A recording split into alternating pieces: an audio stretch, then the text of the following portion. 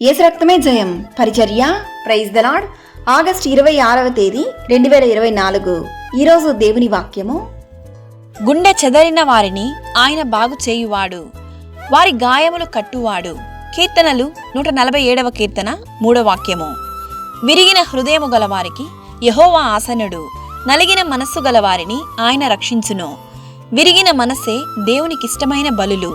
దేవా, విరిగి నలిగిన హృదయమును నీవు అలక్ష్యము చేయవు.